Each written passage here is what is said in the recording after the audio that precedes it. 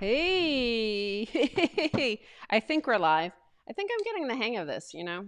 I think That's great. You think, therefore you are. I think therefore I am. Yeah. Yeah, I hear you. I'm going to scoot Scoot, in. scoot, scoot me, baby. Hey everybody. I guess I should say, What should you say? are we not entertained? Yeah, exactly. I'm going to move the camera here cuz I think Oh, are you looking down my shirt? I think they look down my shirt. I got my little orange pills right here. Orange pill. It isn't red, it isn't blue. Orange pill is here for you, here for you.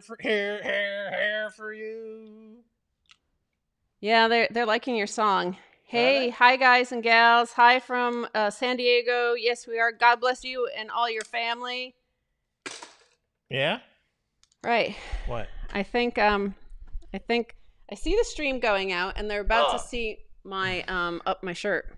All right. Like I think they can see my nipples are getting hard.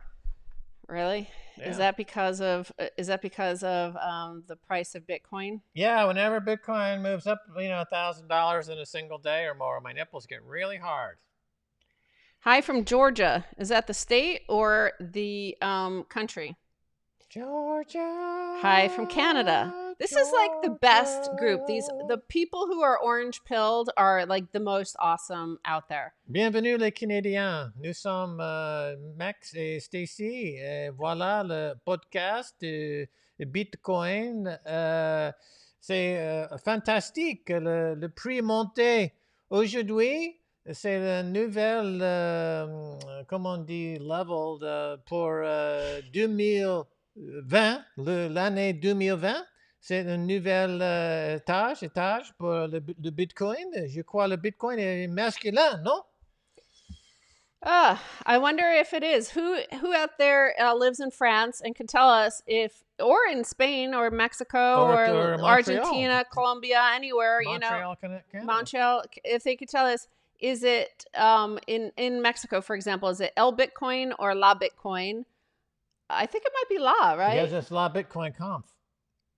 That's Latin America, though. Oh, that stands for Latin America? Le Bitcoin. I thought it was... Le Bitconf, yeah. I think it's Le Bitcoin in French because the rule generally is words ending in E are feminine. Not, of course, there's many exceptions being French, but generally speaking. I believe it could be Le Bitcoin and La Bite. La Bite is something very different. Honey, that's a swear word. It's not a swear word. Not in the days of Jeff Toobin, yeah. Toobin. So we have somebody from Philippines, Los Angeles, Portland, Oregon, Norway, Wales, New Jersey. Wow, this is like crazy. So have you been stacking sats? Are you one of those people who get happy and excited or depressed, like when the price rockets like this? Because my first instinct is always like, oh, I needed to buy more. Like, I don't have enough. Yeah, well, that's true with any market.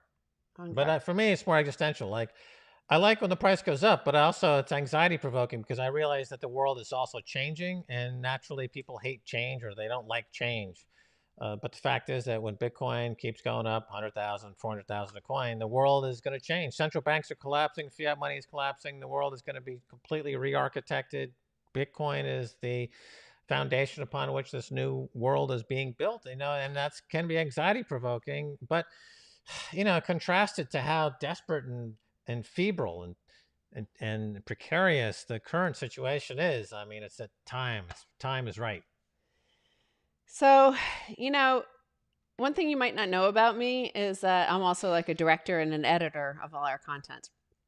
So I'm a bit of a perfectionist, and it makes it difficult to even watch any content because I'm always watching their camera angles and stuff. So for some reason on this setting, on the YouTube setting, even though we were perfectly aligned in it, you're missing this bit over here of my chair. So to get the symmetry, I'm going to stand up. Don't be alarmed. Like, Are you going to show your boobs again? No, I'm going to go around the other side. This is just a pretext to flash to the audience again and get our ratings higher. I get it. I'm all for it. No, I'm going to go around. Take my shirt off, too. No! Ooh, your stomach looks hot. Yeah, I've been working out in lockdown. I'm ready to take on my doppelganger, Jean-Claude Van Damme. People say, hey, is that Jean-Claude Van Damme? The muscles from Brussels? Or is that Max Kaiser, the ratings riser? Wherever I go, ratings go higher. I think that's a little bit better. I I can't. don't think it makes any difference. I just think that I like the other shot better, to tell you the truth. Nah, I see. I can't tell if you're in shot, if the edge of I'm your leaning chair. out like I'm in a Yeah, sailboat. you're leaning out of the shot. Woo! Whoa, I'm sailing. Sailing on the Bitcoin wave. The wave is so high. So you're saying that your tendency toward perfectionism is because you're at heart a director. Yes. Is that Yeah. how you're couching that? Yeah. Okay.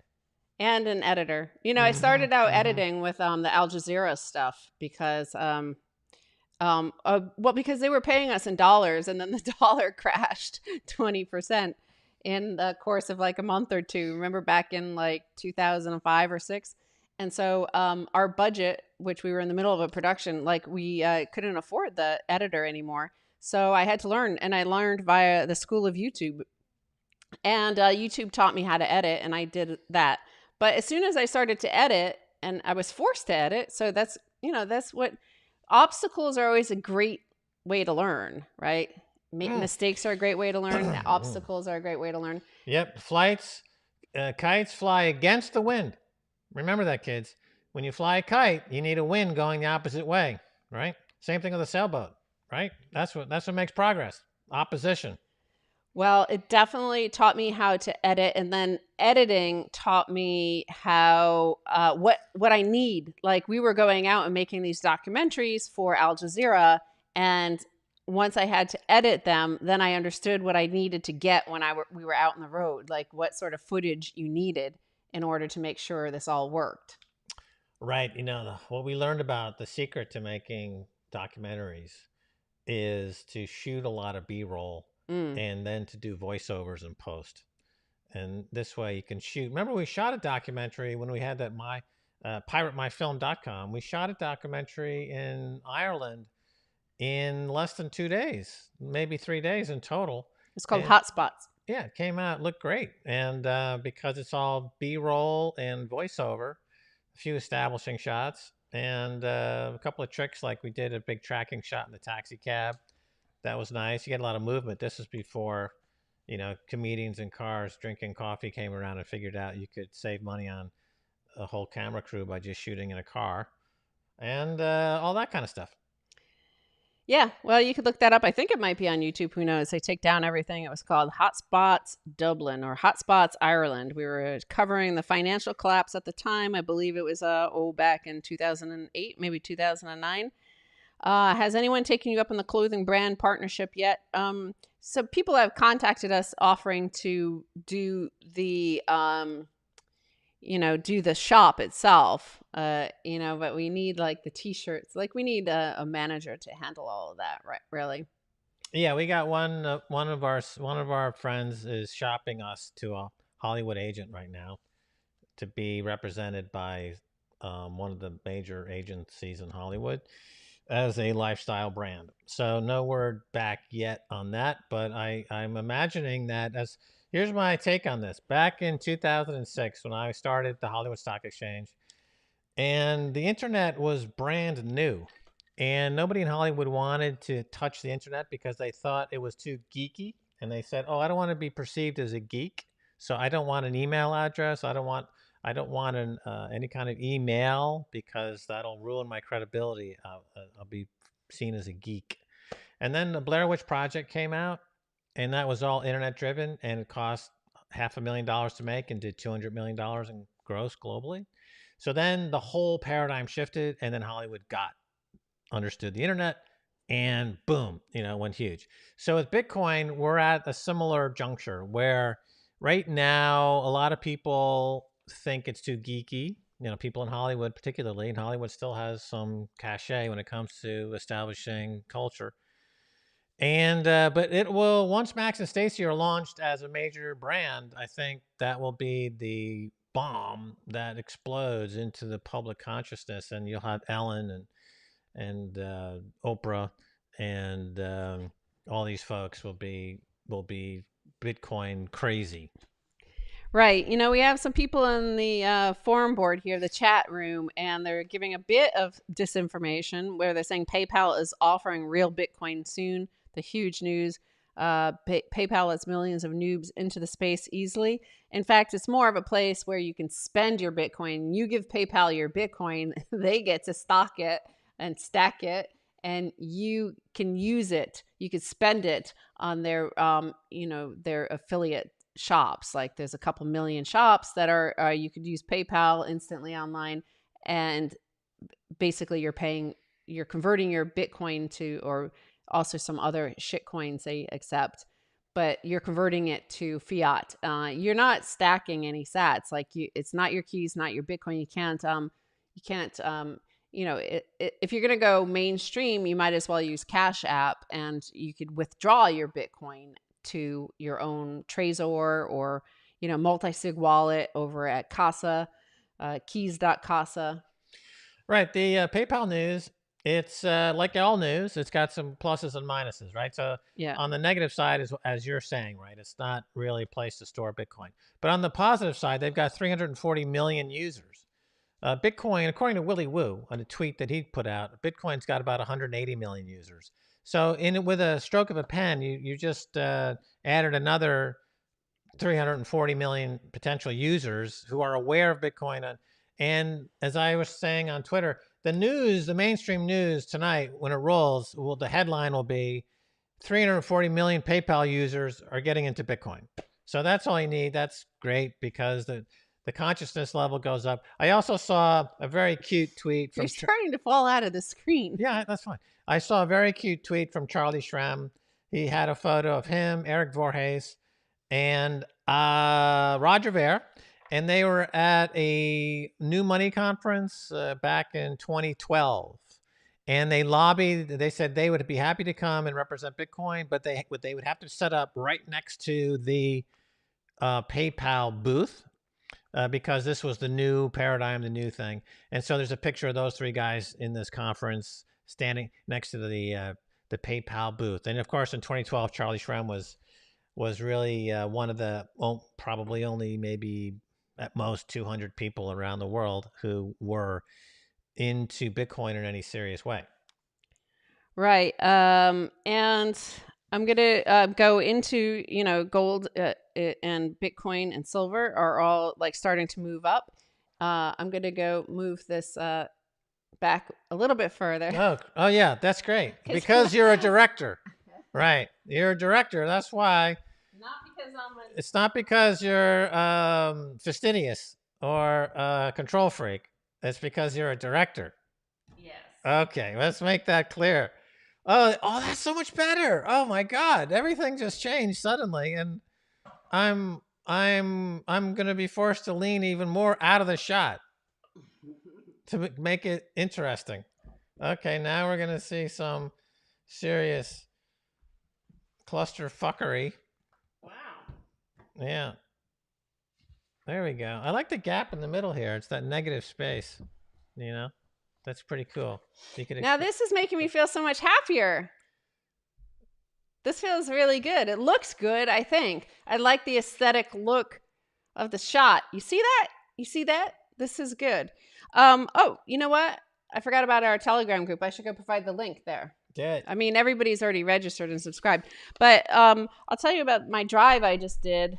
I drove, almost 25 miles in that direction and then drove back. And what I saw was, I think it was 11 Trump signs and 3 Biden yard signs. So the mood in this space was definitely more pro-Trump, even though this is a blue area generally. But you know what? I came to terms with it all either way, because one thing you need to know is if Biden wins, Max and Stacy are going to head south. We're out of here, baby. Yes, we will have to leave. Like, we don't really have any option, because if our taxes go up to 60%, I'm not paying 60%. So I'm just going to go. But, at least we're not like all those Hollywood celebrities who say they're going to leave and then they don't. We're actually going to leave because like we're already like world travelers anyway. We're used to traveling and we like to travel, and we love Mexico. We love Colombia. We love Argentina. Like these are places that we could go and spend a few months and do a whole bunch of meetups and then do some shows there. So we're fine on the road, and then our tax bill would be reduced significantly. It's a portable feast. Life is a portable feast. To make another Hemingway quote, they seem popular in this crypto space, Bitcoin universe. Right, a portable feast. So, the fact is we can do the show with the same broadcast quality anywhere in the world because you only need our 2 or 3 iPhones to do so, and you have an internet connection.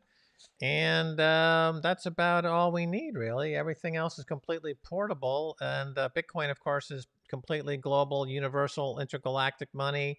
You have no problem with banking. Your bank is, you carry your bank in your mind wallet, basically, wherever you go. And the nomadic life is fine. I mean, this is the first time in 30 years over the past 2020 when I've been in the same place for more than 2 months or 3 months. It's been great. But if the tax rate goes up, then yeah, it would be stupid to sit around and give Uncle Sam the money to go drop bombs and be a knucklehead. We just go somewhere else.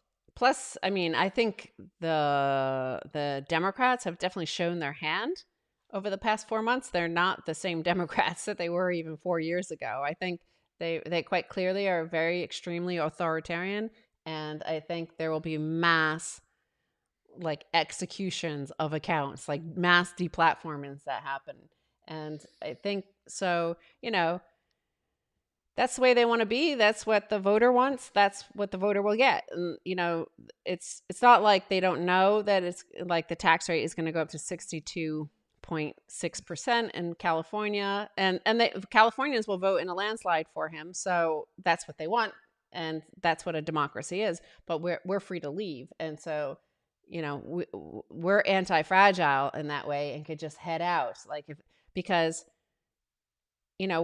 I believe that the people should be able to have whatever they want, and if that's what they want, I think good if luck on Biden them. becomes president, they'll work to create a blacklist and a whitelist for Bitcoin, and that only coins that have a pedigree that is known by the bankers will be on the whitelist. Any other coins will be on the blacklist, and you won't be able to move them, and you'll be designated a terrorist and deplatformed. So I think that's what's at stake at this election. You don't want some psychopathic socialist knucklehead out there, running the country, do you? That is a bit of misinformation. You will be able to move your Bitcoin. You will be able to hold your Bitcoin. You will be able to stash your Bitcoin. You will be able to spend your Bitcoin. You will be able to send your Bitcoin, just maybe not to U.S. banks. So they are apparently working on something like that where they want to know the source of it. But humans are free. But I said it's a whitelist blacklist, right? So that's what I'm saying. You can move it on the blacklist, but then you're tagged as a blacklist coin. Mm-hmm. Onto their fiat exchanges. If you don't need to ever go back to fiat, then you're free on that. But that's the way the U.S. operates everything, and that's the way they operate SWIFT. That's the way they operate the whole global financial system, and that's why we saw in the past week the IMF is just coming out saying we need a new Bretton Woods, because even huge allies like Germany, like France, like the United Kingdom are tired of this. They're tired of being put on the blacklist all the time in order to, compensate for all the fraud that the likes of JP Morgan do. Precisely. And I think it's also a question of socialism versus capitalism. So obviously, if you're into Bitcoin, you're into hard money, which is about entrepreneurialism and capitalism. And so, you wouldn't be voting for socialists and tax and spenders. That's kind of my thought about it. But and everything that the Democrats have thrown at Donald Trump in terms of slander didn't stick. It all turned out to be a hoax. It's crazy how propagandized the American population is, because first of all, tax rates in Europe are way cheaper than here, and you get way more. Like in the United States, you literally get nothing. Like, what do you get? Because you don't get any healthcare. We have to pay tens of thousands on top of it. And they changed it all last year, by the way, in North Carolina. And it appears that we still pay the same, like 23,000 a year, but it doesn't actually cover anything. So I don't know, like it hasn't provided any coverage at all. Right. I mean, think about tax rates in Britain and Ireland. So in Britain, everyone incorporates themselves, Yeah. which means their tax rate is 20%, Yeah. but then they get to write stuff off against that 20%. So your adjusted tax rate in Britain for most people is about 10% versus in America where it's going to be 40, 45, 50, 55%. That's an enormous difference. In Ireland, corporate tax rate is like 12%. And obviously that's a lot less than even 20%. So the US tax rates are already much higher than around the world. And they should not be as high as they are. Increasing taxes doesn't help in redistribution of wealth. Having sound money like Bitcoin would help in redistributing wealth because you would get rid of all of the malinvestments and the people who only live on subsidies, like bankers on Wall Street, who without the free money from the Fed would have gone bankrupt years ago. And you're favoring entrepreneurs that are actually succeeding and adding value. And when you add value, you add to growth and jobs and GDP and everything else that comes with it.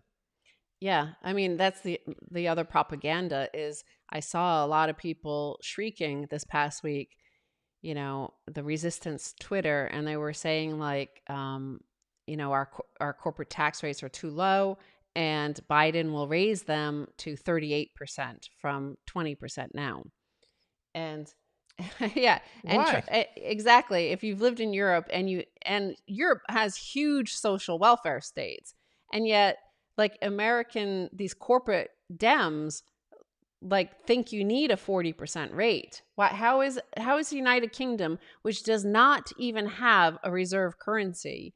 I mean, the British pound is only like 5% of world transactions, right? Mm-hmm. Not even in the Forex markets. So like, why would you need to have, how is it that they can do 20%, 19% tax rate and the United States needs 38% for what they say we have? Part of it is obviously this hugely expensive healthcare system, and Medicaid and Medicare therefore also overpay.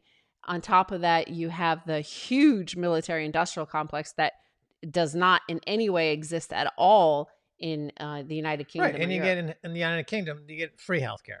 Yes. So well, it's paid for out of those taxes. It's paid for out of those taxes, and so it's free. At point of sale, right? You can walk into the clinic and you don't get a bill. Okay, so but now the healthcare is overrated in my opinion. It's it's not that great in my opinion. But it is obviously a lot cheaper. And so I just don't understand why giving more money to the people that are creating such a dystopian nightmare to begin with would be a good idea. We gotta strangle them of money.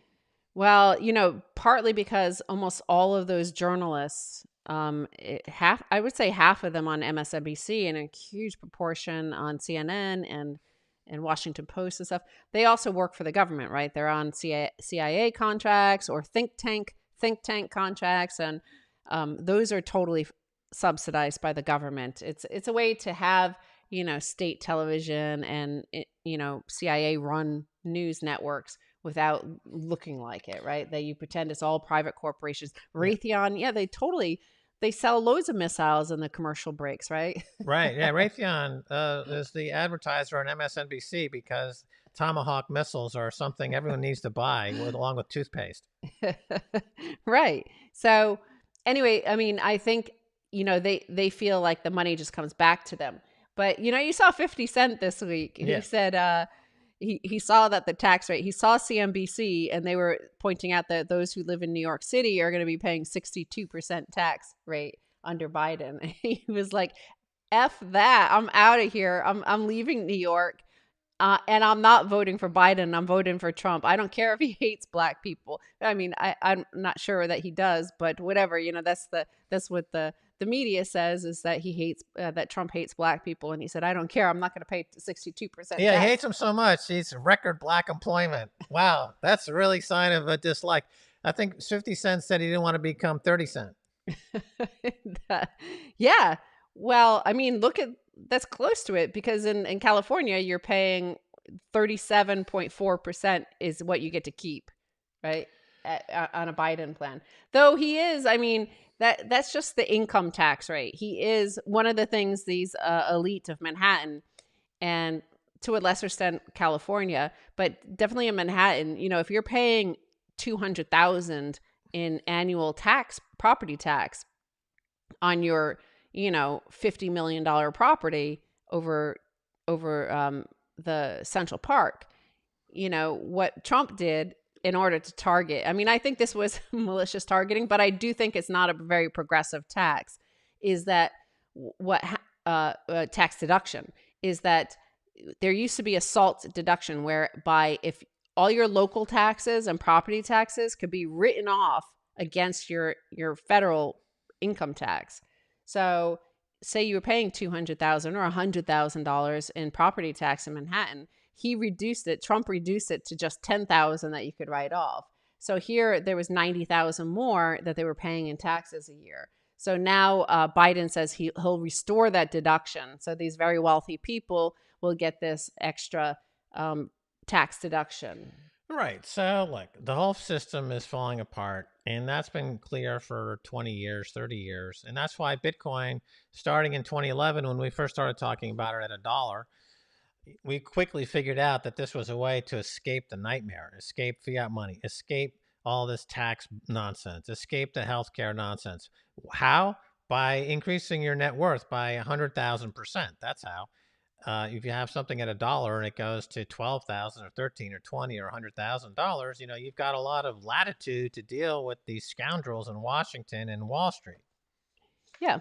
And I also wanted to say, if somebody's pointing out, did you know Stephanie Rule worked for JP Morgan before her TV gig supporting Jamie Dimon?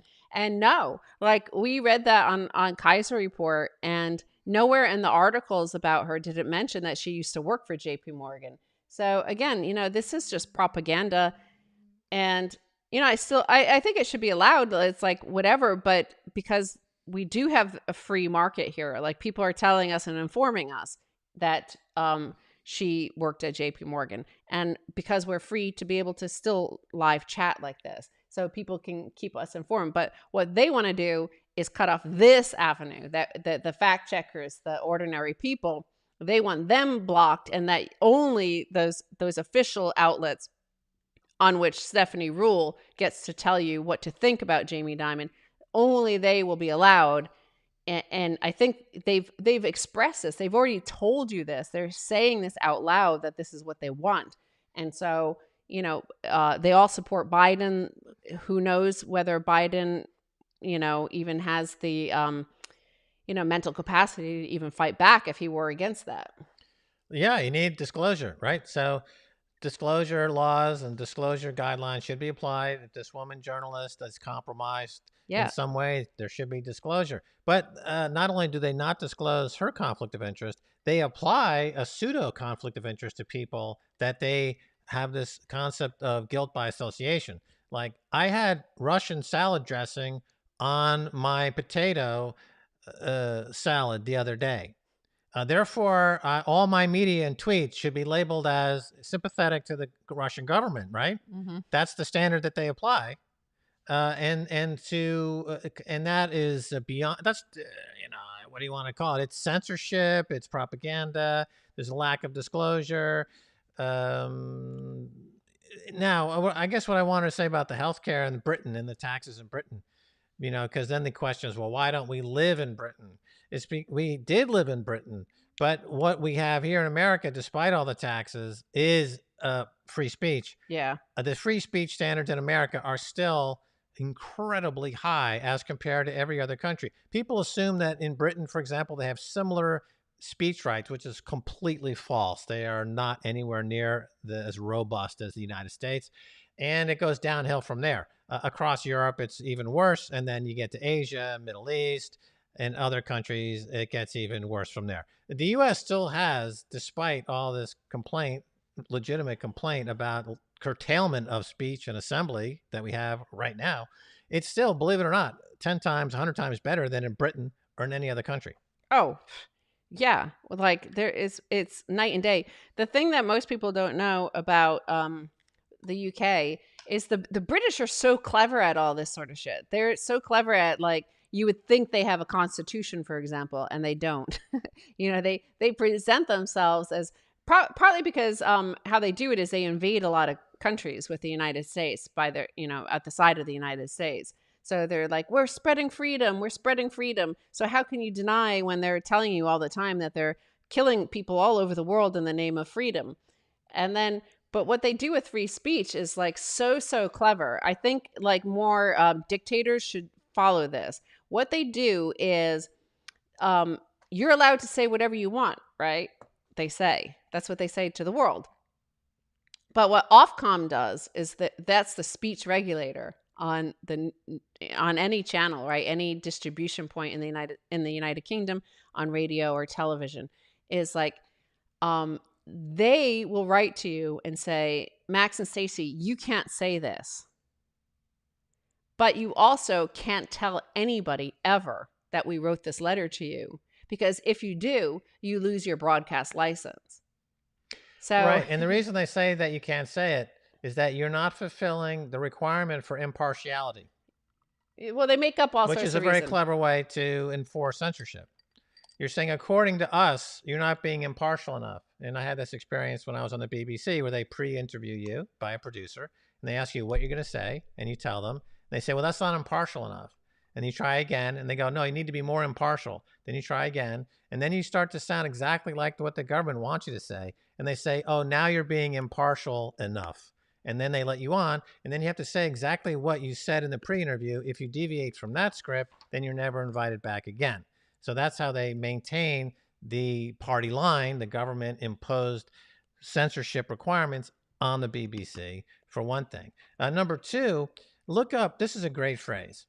If you can Google this and you'll be kind of surprised to see it. Look up Britain's unwritten constitution, right? So all the time, people in the British media refer to the unwritten constitution as if that means the same as having a written constitution, right? It's so Orwellian. I mean, Orwell was a Brit, Aldous Huxley was a Brit. All the dystopian nightmares we've been dealing with in the last 100 years come from the minds of British people who have had to deal with the censorship laws in the United Kingdom disguised as something like free speech. It's not true. Yeah. So yes, I need a crypto shirt. I will get a crypto shirt. Not very many crypto t-shirt makers make them for women. They do the very high necked one, like up there for men, which I don't like. Women like scoop necks and V-necks. So when some t-shirt makers start providing some t-shirts for women. But again, when just before we move on, I want to say about that Ofcom thing is, again, so they file a complaint against you, but you are not allowed to defend yourself. If Trump were to file a complaint against you, us say here, we would be able to go to Twitter and show you exactly the letter, say this is what he's saying, this is what they're claiming. Everybody in Twitter would say, oh my God, Trump's a tyrant. You're not allowed to do that in the United Kingdom, so nobody ever knows. Nobody's allowed to discuss it. Nobody's allowed to debate it. Nobody's allowed to understand the fabric of the content of the media around them, because you're not allowed to know what exactly is being censored. We're not allowed to tell you. That's the problem with being in the United Kingdom.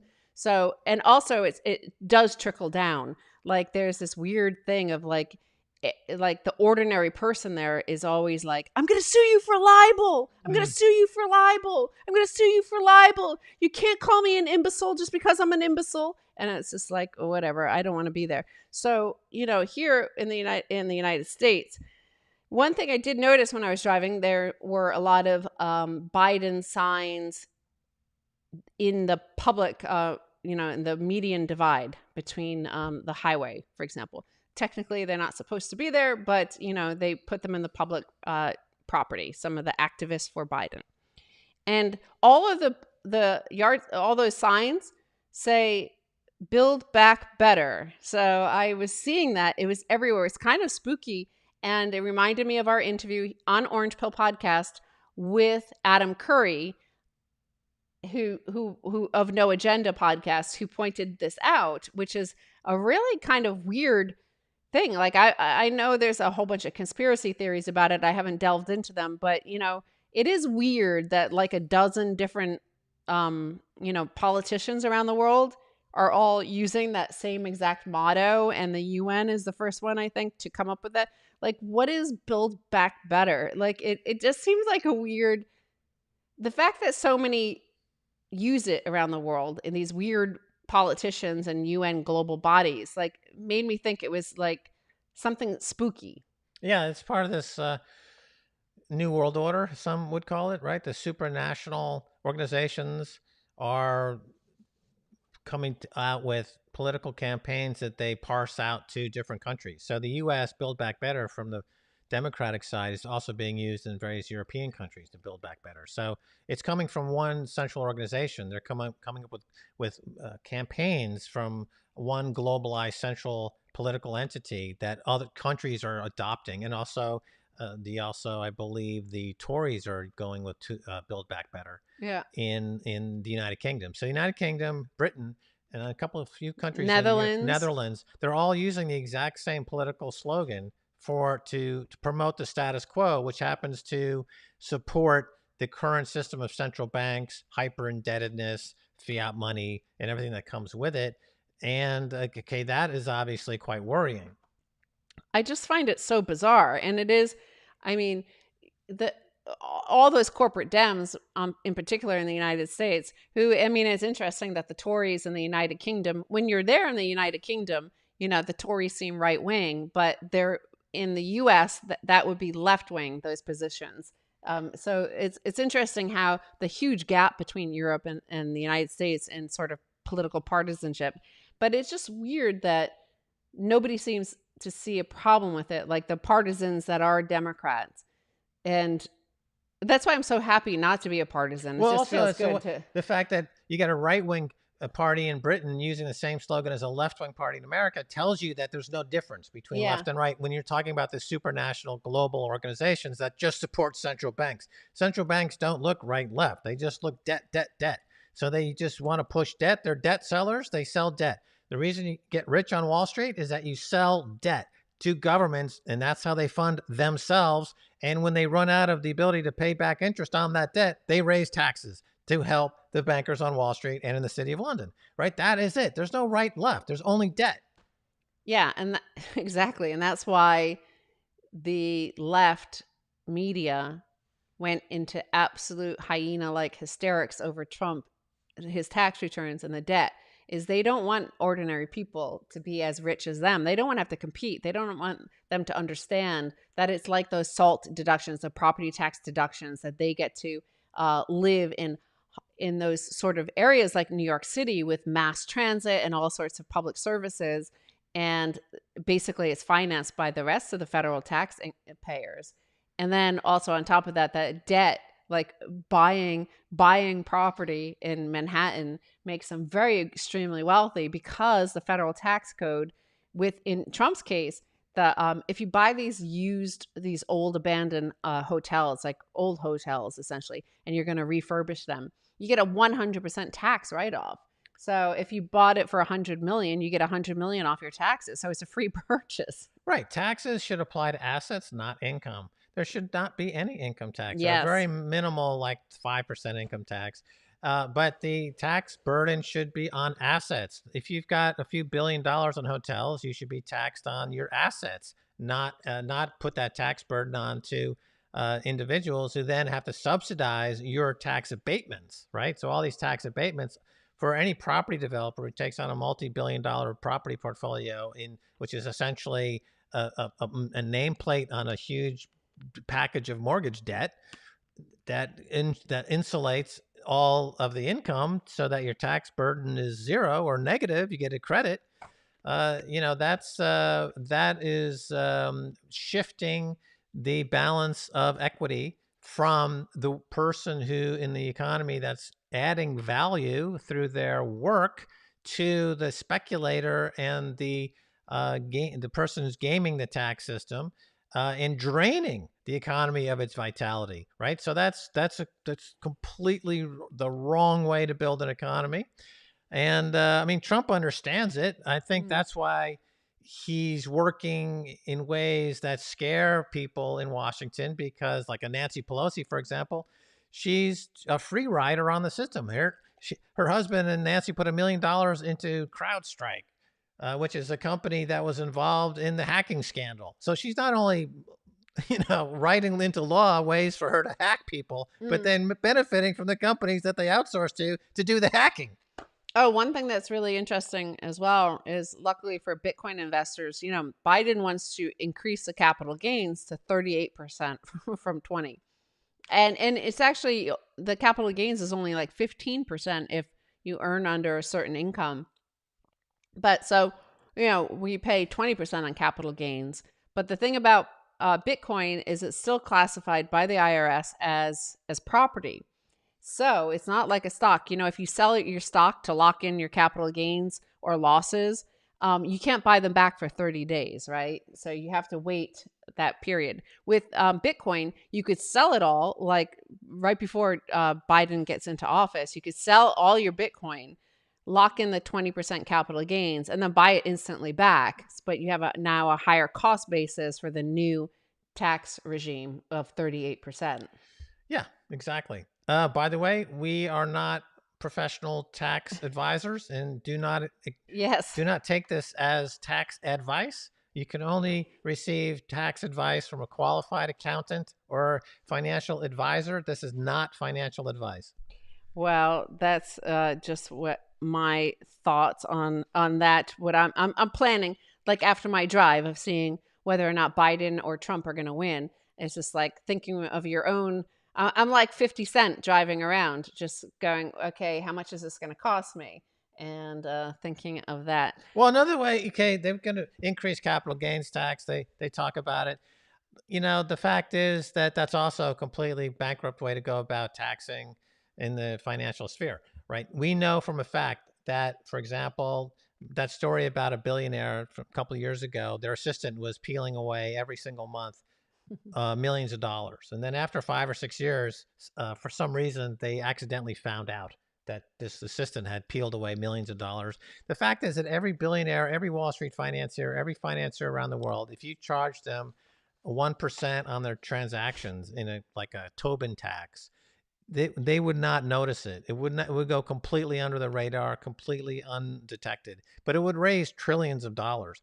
The United States should have a sovereign wealth fund like Qatar, like Norway, and it should be worth hundreds of billions, if not trillions of dollars. And it's easy to build that up. The fact that these programs like Medicare, Medicaid, Social Security are floating Ponzi scheme near bankruptcy are stupid. They could be funded in a way that is remarkably equitable for everyone. And that's the way to redistribute. Don't redistribute wealth, redistribute opportunity. To create a sovereign wealth fund, you can finance it easily through a Tobin tax that would go completely unnoticed by the billionaires. And then every 18-year-old in the country would have at their disposal money, $50,000, $60,000 available, that if you get into Harvard, the money goes to Harvard. Now you've got your education paid for. That is no freaking problem. The numbers support this. Right. Consumption taxes, not income taxes. That's how we used to operate in the United States until the creation of the Federal Reserve. That's right. It was all on sin tax. Feed the world, Augustus Carstens. Not. He's very big, Augustus Carstens. I'm singing in the rain. Right. I'm singing in the rain. Right. As Bitcoin starts soaring, of course. What? We have to keep on warning people because they still, everybody still falls for it. But there's loads and loads and loads and loads and loads and loads and loads and loads and loads of scams, right? People want your Bitcoin. They want to take it from you. They're going to DM you. They're going to DM you on Telegram. And so never respond to it. Even if it looks exactly like Max or Stacy, or if it looks like Andreas Antonopoulos, or if it looks like Adam Back, even if it's their exact handle on Twitter, they might be hacked. Who knows? I guarantee you, I promise you, they are not going to be DMing you with investment advice. That's not going to happen. It's just not going to happen. So if you get contacted on any social media anywhere, whether it's Telegram or Signal or WhatsApp or Instagram or Facebook or Twitter, it's not them. Nobody that is a big name in Bitcoin is going to try to scam you out of your Bitcoin. They're not going to offer you any sort of exclusive investment advice or be part of their investment group or anything like that. It's a scam. Just know it's a scam. As soon as you hear from anybody that you think is a big name, you know it's a scam, because they're not going to, they won't do that. But those sort of scams have been pretty big lately, and especially right now on Twitter, because Twitter is all focused on this, pretend saving democracy, like from keeping you from seeing Buff Bernie memes and stuff like that. So they're all hands on deck with this the election, at least for the next 2 weeks. So they're not deleting anything. They're not taking down the scammers. So just avoid those. Like, stack sats, don't send them to random people on Twitter or any other social media. Right. Do you think that'll stop anybody from getting wrecked? No. No, some people do it. They act like, my personal thing. What I would do is if say Elon Musk DM'd me and offered me a special deal to participate in SpaceX, I would want to speak to him face to face, right? Or meet him and discuss this. Like, I'm not going to send him any money, even if it seems like it must be Elon Musk. Yeah, but human nature is just people need to get wrecked to learn that lesson. There's no way that they're going to be talked out of getting wrecked. There's no way you're going to talk somebody out of wrecking themselves. They need to get wrecked, and it's part of growing up, right? When you grow up, you learn how to walk. You fall down a lot. So the path to Bitcoin self-sovereignty is a lot of stumbles and falls, and that's just the way it goes. And no one's going to not get wrecked because you say, hey, don't get wrecked. They're not going to stop getting wrecked. I just ignore those people completely, because if they are asking me about, hey, am I offering them this or doing this? I'm like, I just ignore them. And it's like, well, it sounds like you're about to get wrecked, and maybe you need to get wrecked. Yeah, well, Madge was impressed. Madge Weinstein is just like, she's watching this live, and I just DM'd her, and a few moments ago, and she wanted to know if it was really me. Who else could it be? Because, Madge got contacted by some fake BitFury people. So I tweeted at Alex Petrov and I said, there's all these BitFury scammers on Telegram. So now he wants to get involved. You know how Alex Petrov is. He's like a real sysadmin geek. Like he's a sysadmin, not a cis male. Exactly. He's a sysadmin, but he is like total, tech geek. And now he wants to get to the bottom of this and track down these scammers who were trying to scam Madge Weinstein, the bloated lesbian. Right. Well, that's horrible, horrible news. My heart goes out to Madge. Right. So I guess, again, like final words here from Stacy, my thoughts as we head out of this microdose of orange pill is, the lay of the land. This election's coming up in less than 2 weeks now, maybe 10 days or so. And, if Biden wins, it would be quite extraordinary, because it would be the first time that an incumbent loses in like total boom times, right? This is like, despite the pandemic, these are boom times. Shipping and containers right now in America are at 100% capacity. The ports in California had their busiest September in history. So people are consuming like mad. They are consuming like this. These are like bigger than the 20s, the 1920s, the heydays of like the rah 20s. So, these are boom times. People are having, I know from my own family, I have a few close members of the family who are kind of low income, but they've had the best 6 months of their lives. They've been on vacation for 6 months at $600 a week plus unemployment. So they've been making, one of them, up to 3 times as much as they were making before, and now getting to live like the rest of us, yeah. Why? How is anyone gonna vote against that? I have no idea. I don't see that. Like, I don't see how anybody does that. like, oh, I want to go back to bad times. I want to, I don't see it, but who knows? Like, there's a huge amount of propaganda. There's a lot of pressure to stop this Hitler, so even though there's like this guy is just like dancing on stage all the time and is obviously a narcissist and likes to have a lot of people retweet him, but I haven't seen anything beyond that. Okay, maybe he sent some pretty dank memes and horrible tweets. But other than that, like, well, he's also forced the other side to reveal their true colors, and yeah. they are putrid and ugly. This Jerry Nadler stuff from last week. I'm not even in Nixon. Jerry Nadler? What's his name? That short, squatty fellow who pooped his pants? Jerry Nadler. Yeah. That was a few weeks ago where he pooped his pants. Right. Yeah. Well, just this past week, he was saying stuff that I lived through Watergate. I don't even remember during the Watergate years somebody disgracing themselves, a politician in America like Jerry Nadler. I mean, he actually topped his pants pooping trick with words coming out of his mouth were like feces, airborne feces. I missed this. Wow. Oh my God. Airborne feces. You couldn't believe Fuck. it. He was farting from his mouth in a way that sounded somewhat like words and saying things that were like, I've never seen anything as disgraceful in all my life. And so Trump has forced these people to reveal who they really are. Yeah. And so I think we need to take note of that. I mean, these people are really, really shockingly venal and corrupt. And they hate you. That's the They're most full of important point. hatred. They hate you. And they complain all the time. You know what I did this past week or two in the Telegram group for Orange Pill Podcast is, I used to just ban people who were horrible and like came in there to poop. But now I just also the people who complain all the time. Like, there are people who just are so unhappy with themselves and therefore with life. They complain about everything. And I decided I'm going to ban the complainers too, because maybe it's my Finnish side and we have sisu, which is stubborn determination to just keep going forward. And in my Finnish family, you definitely never complain. You get slapped upside the head if you complain. So you can't cry, you can't complain, you can't whinge about anything.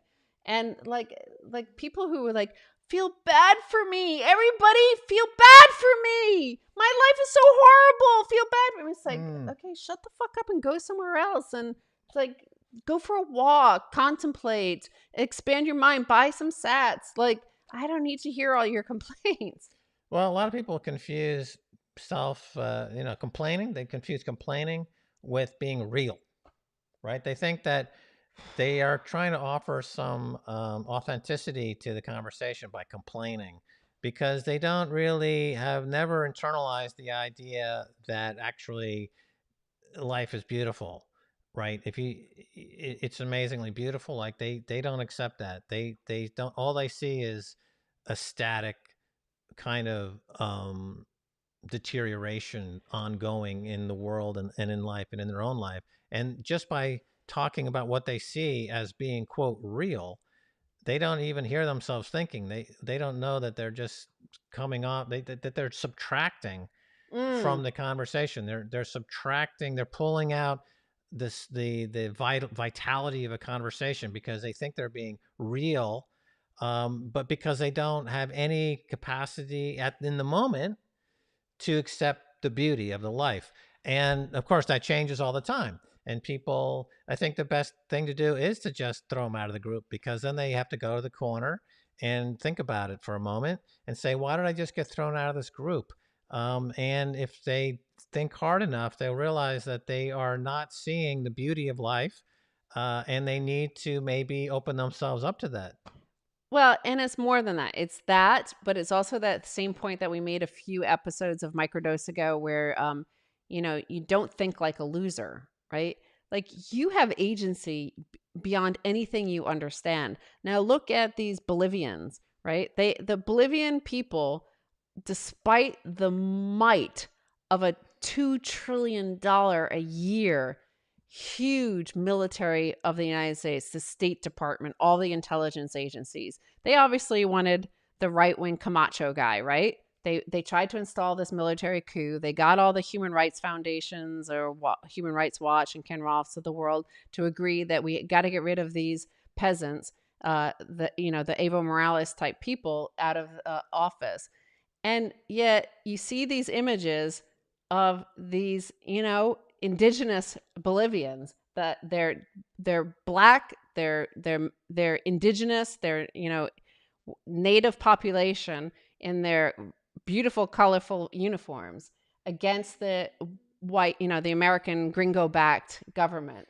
And they showed agency. They showed you what you could do against, like, most people, like those complainers are like, oh my God, Jamie Dimon's against me. Oh my God, the government's after me. Oh my God, I can't do anything. I can't do anything. It's right. like, No, typically, I know I can tell you right now, in the comments under this video, it'll say, you see, Max and Stacy promote censoring, and they're trying to censor people. no. Okay, so let me walk through why this is an example. Go through it. An example of why somebody is self-hating on themselves, and this Yeah. is not censoring. Yes. Right? Censoring is when you are, there's an imposition that are disqualifying you from having any of your thoughts shared in any way. There's the right to assembly is curtailed. You're being deplatformed by the state or some supranational organization or corporation, and that is censoring.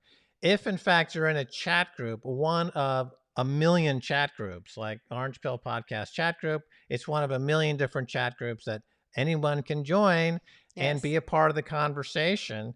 If in fact you are asked to leave that chat group, it's similar to, let's say, if you were at a party, and you walk into the party and you talk to people and they turn your back to you and they don't want to talk to you for whatever reason. People have a right not to interact with anybody at any given time for whatever given reason. In a party, this happens all the time. It doesn't even mean they don't like you or whatever. They just, like, they're talking to somebody else and something else is going on.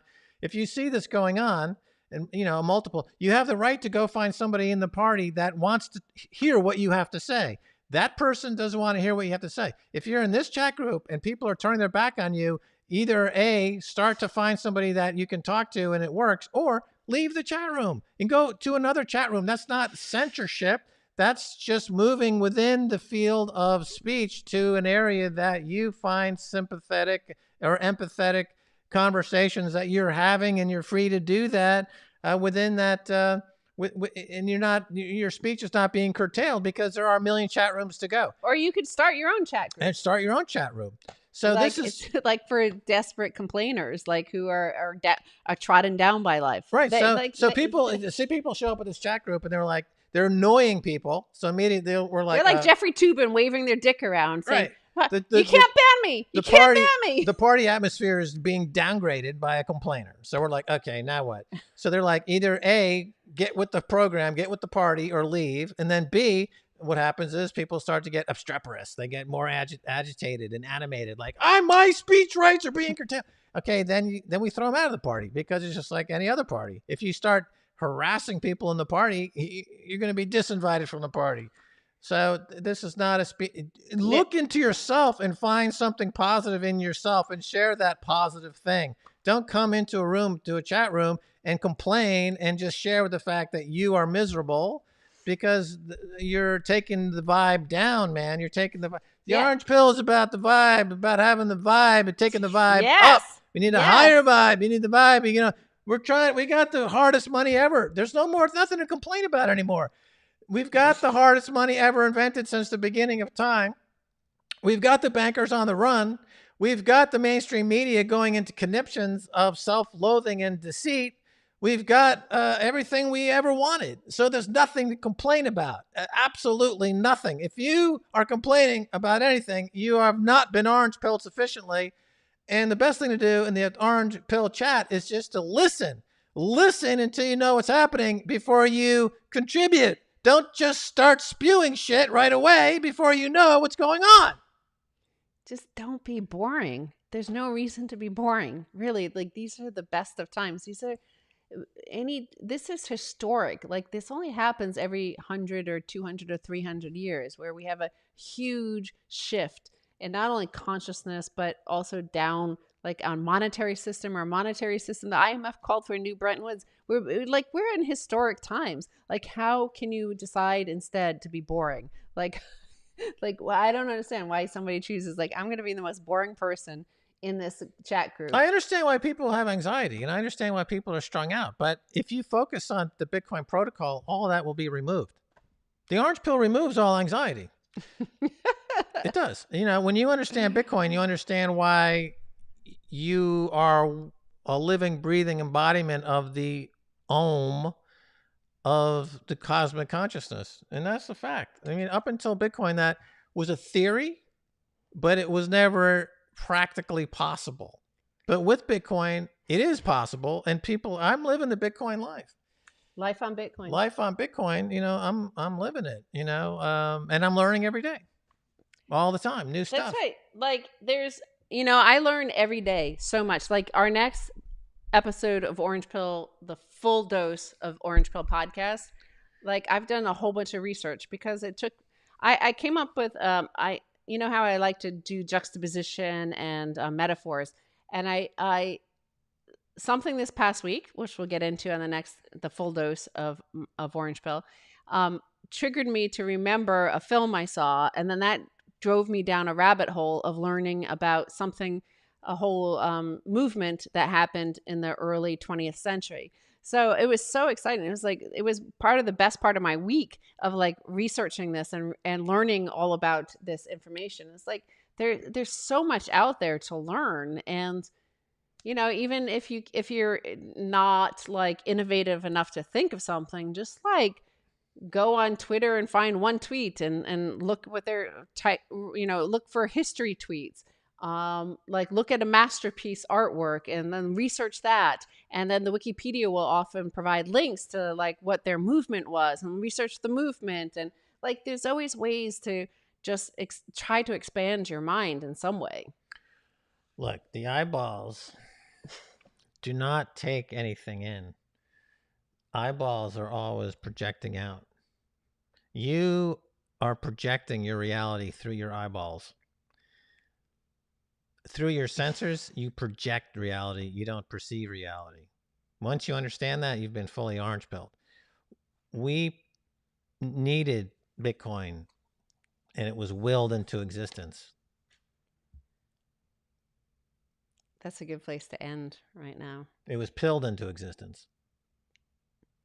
Who wants to teach me? Who wants to do an online course with me? Like, teach me how to use this Stream Deck. So I could just like, if I had Stream Deck all set up with this, like I could just press one button here and it would end. But instead, I have to get up and go over there and hit stop broadcast. And that's not as elegant, I think. No, it's not. I mean, I wish the Stream Deck was working, I guess, if I knew what it was.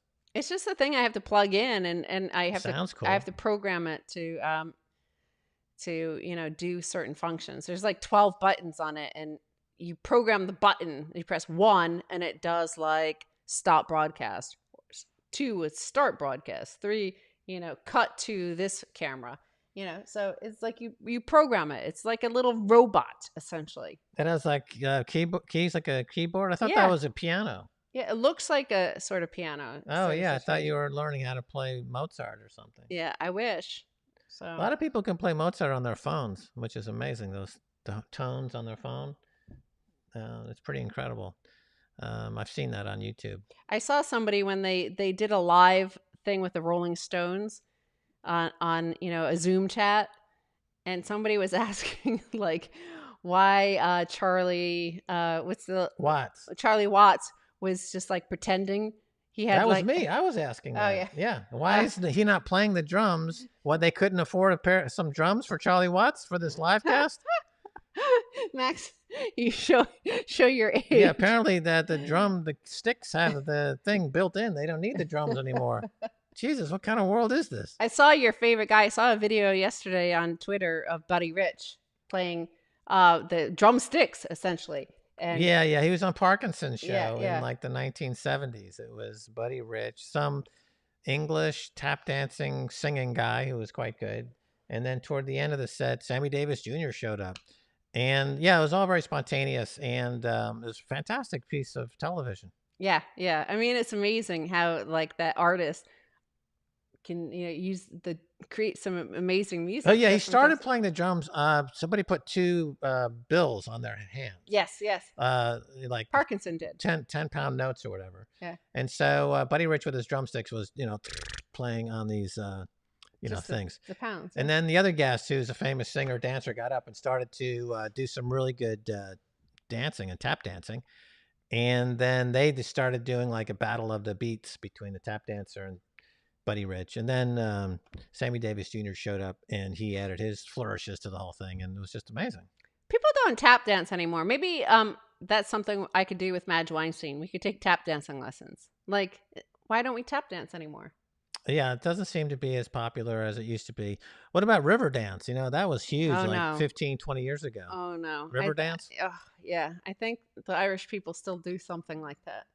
They had to do the Irish jig. The Irish jig. Woohoo! The little jig that they do and the river dance is quite dramatic. There was that one guy who took river dancing and turned it into a multi-billion-dollar global enterprise. Michael Flatley or something. Yeah. And he's on Broadway and he's touring the world with river dance. And then he stopped doing it. And within 6 months, nobody remembers river dance. Okay. Well, this microdose is turning into almost a full dose at this point. So we're going to end. I'm sorry that I'm going to have to get up and go to the camera. Maybe I'll show you my boobs. No, I'll pull my shirt up so you don't see down my shirt. So bye. I can see the back, though, which is equally interesting.